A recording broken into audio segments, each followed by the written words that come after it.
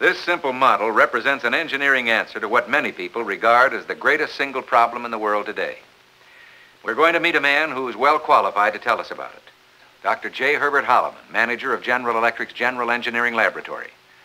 Dr. Hollman, what is the problem, and how will this help to solve it?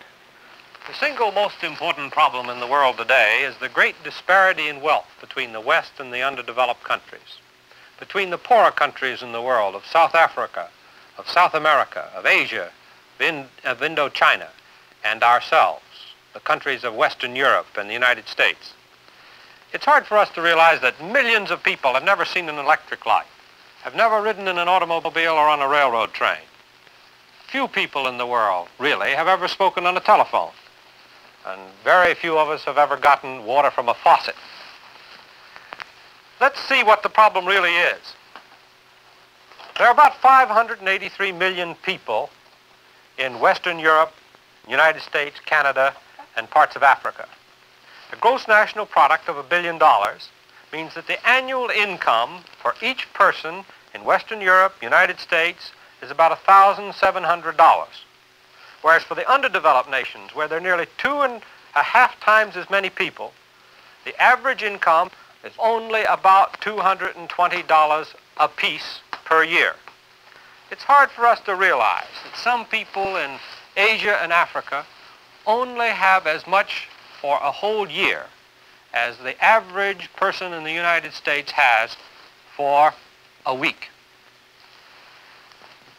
Furthermore, the people of the whole rest of the underdeveloped world can't wait to take the 300 to 400 years to develop that the United States took. Half the human beings of the world have now begun to realize that there is an opportunity for them to be something more than simply completely poverty-stricken. They're beginning to see some of the fruits of modern development. They've heard about railroads, they've heard about good food, they've heard about clothes. And these people have every right to their rising expectations. They can't wait for slow normal growth.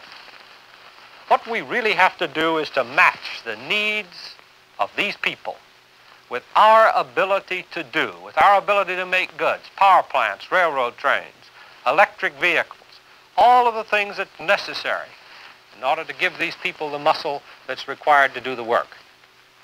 We've got to match the ability to do of the American industry, of the American engineer. The job of the engineer is to use the resources and the science to design the buildings, to design the things that are necessary to meet the wants of people. A round refrigerator for a person who wants a square one is worse than having no refrigerator at all. To build a cement factory of the wrong kind of materials that won't operate is worse than having no cement factory at all. Looks to me, Doctor, that it's up to the engineers then to come up with the right kind of refrigerators and cement factories.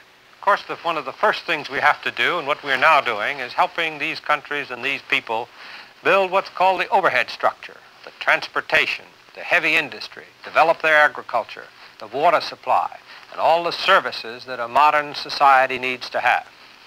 Unfortunately, however, this building of the overhead structure will take some time, and the people in the villages, where most of the people of the underdeveloped parts of the world live, will see a little effect of this development.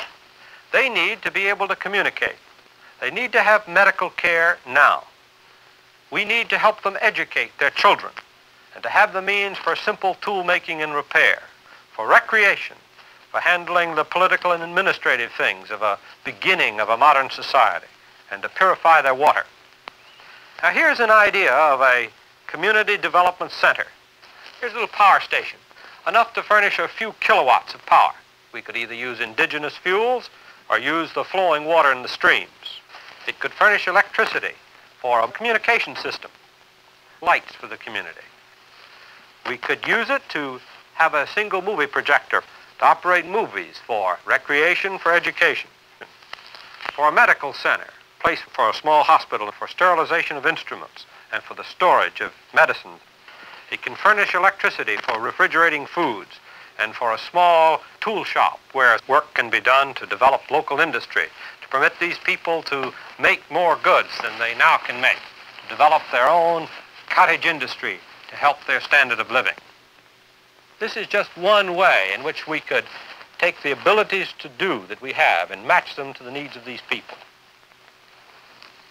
What we have to do in the future is to arrange so that the American industry, American engineering, having this tremendous capacity for making things, can be geared to the needs of the underdeveloped nations.